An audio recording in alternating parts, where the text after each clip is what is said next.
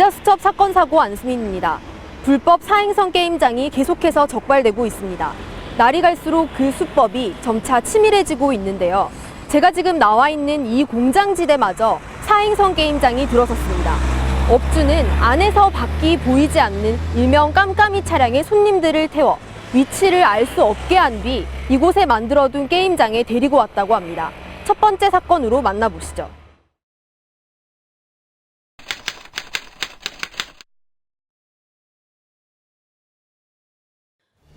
공장 문이 열리자 승합차 한 대가 나옵니다. 잠복해 있던 경찰이 이 차의 동선을 분석해 공장을 급습하자 황당하게도 내부에는 게임기들이 가득합니다. 지난 7월 서부산 유통단지에 있는 빈 공장을 임대해 사행성 게임기를 설치하고 손님들에게 게임 점수를 현금으로 환전해주는 방식으로 2주간 4,300만 원의 부당이득을 취한 일당이 경찰에 적발됐습니다. 이들은 대포폰을 이용해 단골 손님들에게만 게임 참가 여부를 물었습니다.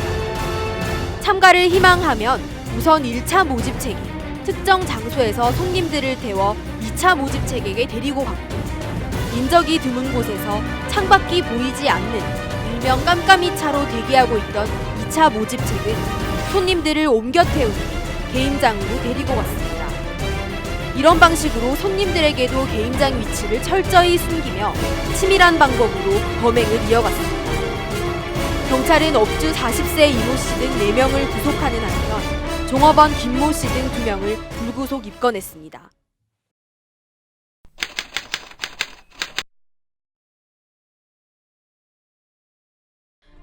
정장 차림의 말쑥해 보이는 노인이 서둘러 문을 나섭니다.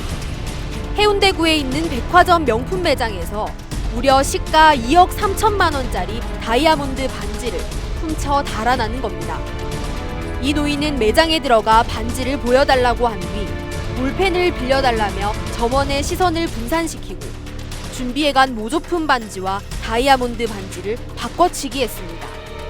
범행 직후에는 서울로 도주한 것으로 드러났습니다.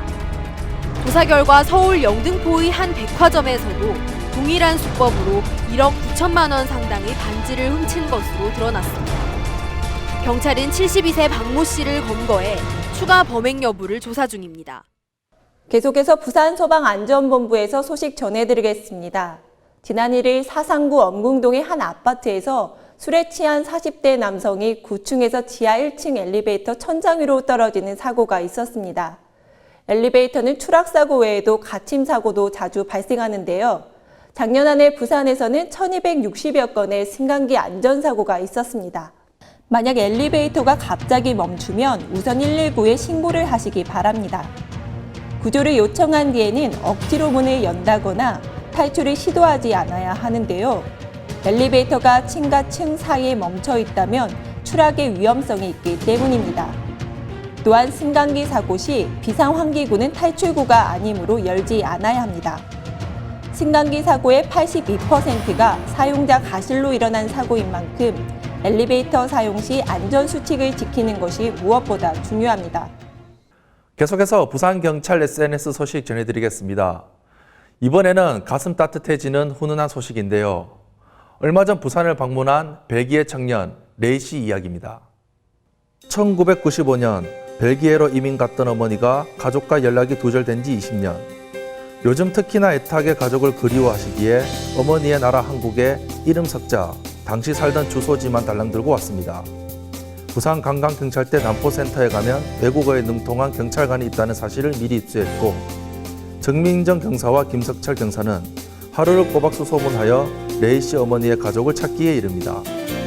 벌써 20년이 지났는데도 그대로인 수화기 건너편 투박한 부산 말씨에 눈물을 흘리고 말았습니다.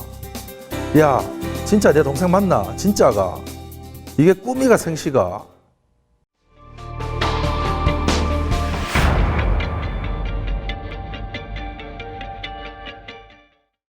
지금 시청한 프로그램을 다시 보고 싶다면 리모컨의 빨간 버튼만 누르면 끝!